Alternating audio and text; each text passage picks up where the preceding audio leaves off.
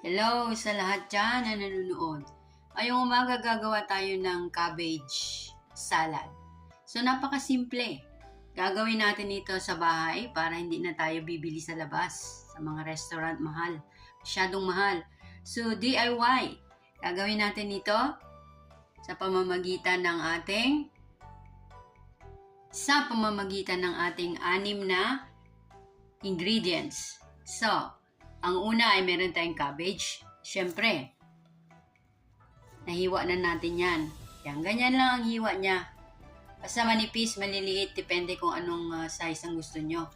And then susunod ay, hiwa tayo ng shallot or onion, depende kung anong gusto nyong klaseng sibuyas ang gagamitin. At meron tayong lemon, slice ng lemon, fresh.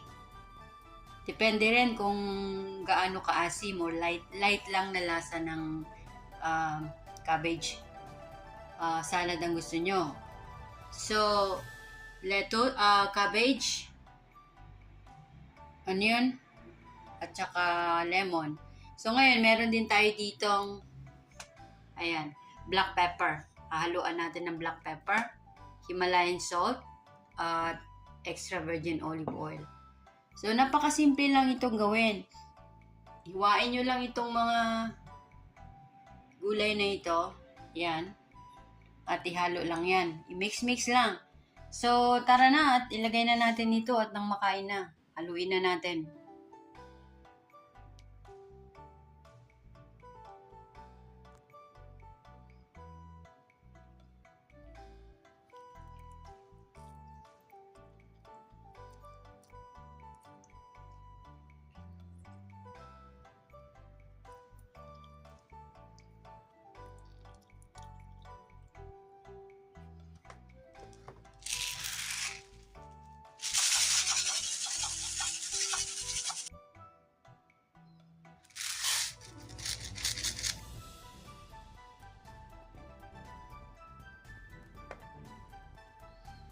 So, nakita nyo kung ano yung mga hinalo ko dito. So, sa ngayon, sasabihin ko sa inyo, dinagdagan ko pa ito ng vinegar. Konting vinegar na dato puti. Alam nyo na yon. Konting soy sauce din. Light soy sauce at saka konting brown sugar. Hinalo ko dito. So, to make it better taste. So, tingnan natin, haluin na natin ito ngayon.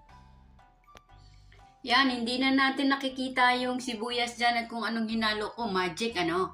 Kita nyo lang yan, puti, no? Pero, tignan nyo, napakasarap niyan dahil ginamit ko yung aking kamay sa paghalo. So, sasabihin natin na paggamit ng kamay sa paghalo ng ingredients ay talagang mas the best kasi ma-absorb talaga ng mga sauce ang ma-absorb talaga ng salad ang mga sauce at ingredients na nilagay dito. Ilagay na natin sa magandang lagayan. Ayan na guys, yung ating salad. Masarap yan, malasa na siya. So ngayon, para mas the best ang lasa at hitsura as what you say, tingnan natin, lagyan pa natin ito.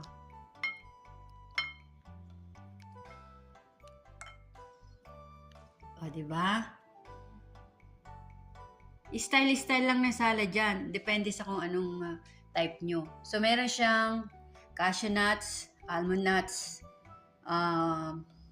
walnuts. Meron pa tayong idadagdag dyan. Heto siya. Diba? Sino makakapagsabi na ang napakasimpleng cabbage salad na prepare natin kanina?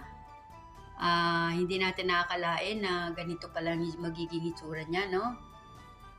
Diba? Malasa na yung cabbage. Texture niya lahat. Malasa na siya sa loob.